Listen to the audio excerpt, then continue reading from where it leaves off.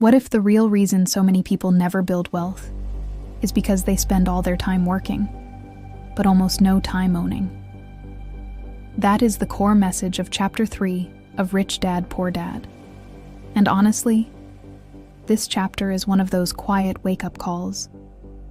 Because most people are busy, very busy.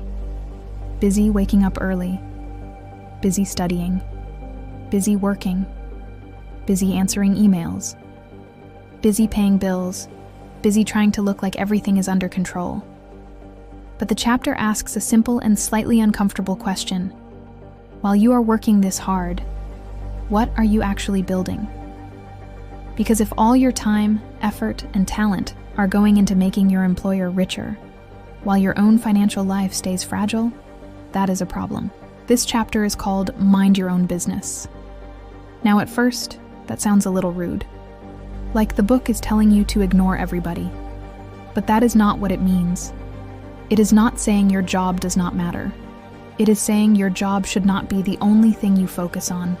A lot of people confuse their profession with their business, but they are not the same thing. Your profession is what you do. Your business is what you own. That line is simple, but it changes everything, because your job can pay you. Your salary can help you survive. It can help you cover rent, groceries, and transport. But your salary alone does not automatically create freedom. Ownership is what starts changing the game. That is why this chapter says, rich people focus on building their asset column.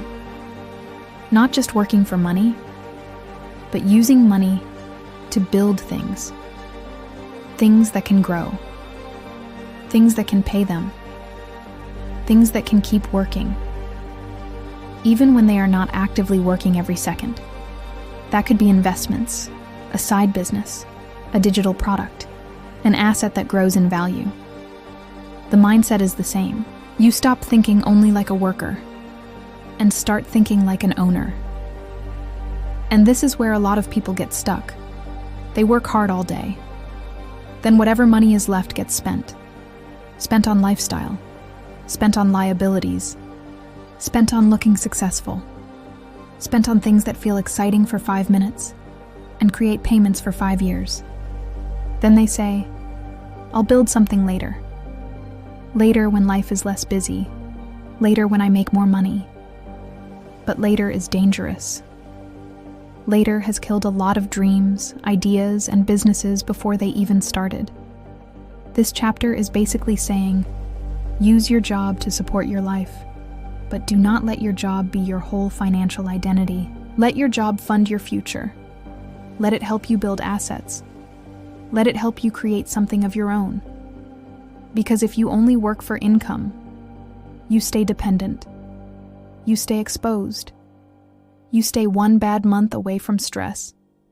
But when you begin building things you own, even slowly, your future starts changing.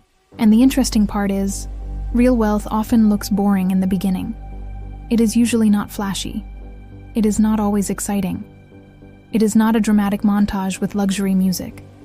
It is usually quiet, consistent, patient, a little boring, honestly. But boring can become powerful. That is the lesson. This chapter wants you to shift your focus. Stop only asking, what job do I have? Start asking, what do I own? What am I building? What will still belong to me years from now? Because your job gives you income, but your assets can eventually give you options. And options are powerful. Options give you breathing room. Options give you flexibility. Options give you freedom. So yes, do your job well. Work hard. Be responsible. But do not stop there. Mind your job? Sure. But more importantly, mind your business. The people who build long-term freedom are usually the ones quietly building something of their own, while everyone else is just staying busy. This was Chapter 3 of Rich Dad, Poor Dad. Follow so you learn the lessons without even reading the books.